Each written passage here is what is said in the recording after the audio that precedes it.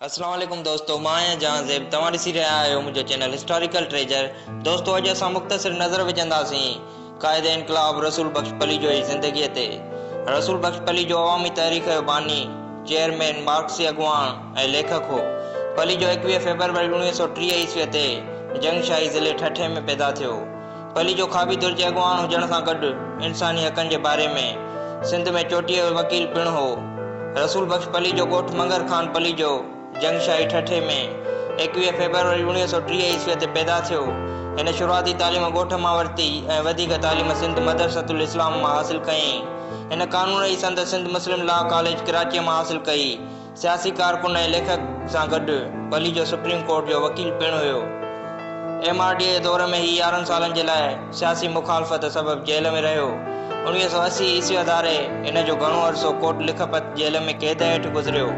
1981 ईस्वीअ में amnesty international खे ज़मीर जो कैदी पिणु करार ॾिनो वियो। पली जो सिंध में जागीरदारी निज़ाम जो सख़्त मुखालिफ़ हो। हीअ अवामी नेशनल पार्टी, सिंध मुतहदा माहद, सिंध क़ौमी इत्तेहाद, बज़म सूफ़िया, सिंध पूनम, सिंधी अदबी संगत जो बानी अॻुवाण मां हिकु हो। हीअ अवामी तहरीक सिंधी हारी कमेटी, सिंधियाणी तारीख़, सिंधी शागिर्द तारीख़, पाकिस्तानी जमहूरी इत्तेहाद जो बानी अॻुवाण हो। रसूल बख्श पली जो सिंधी सियासत जो मुतहरिक किरदार रहियो आहे। वन यूनिट ख़िलाफ़ तहरीक में हिन सिंधी अदीबनि ऐं सिंधी अदबी संगत सां गॾु सियासी मैदान में अची GM सैयद हैदर बख्श जतोई ऐं काज़ी फैज़ मोहम्मद सां गॾिजी सरगर्मीअ सां हिसो वरितो। जॾहिं 1968 ईस्वीअ में GM सैयद अयूबी मार्शल लॉ दौरान हिकु वॾे अरसे जी नज़रबंदीअ खां पोइ आज़ाद थी सियासत खां किनारा कशीअ जो ऐलान करे बज़म सूफ़िया सिंध क़ाइमु कई त GM सैयद उन तंज़ीम जो सदर ऐं रसूल बख्श सेक्रेटरी बणियो। सिंधी अदब जे मैदान में रसूल बख्श पली जो शुमार सिफ़ अवल जे लेखकनि ऐं नक़ादनि में थिए थो। पली जो सिंध में शाह अब्दुल लतीफ़ भिटाई जो पिणु वॾो पारखो लिखियो वेंदो हो। विरहाङे बाद सिंधी अदब में तरक़ी पसंद अदबी लहर उभिरी, जंहिंजो अदबी हवाले सां मेनदार शेख हयाज़ हो, जंहिंजे ख़िलाफ़ वॾी वावेला कई वई।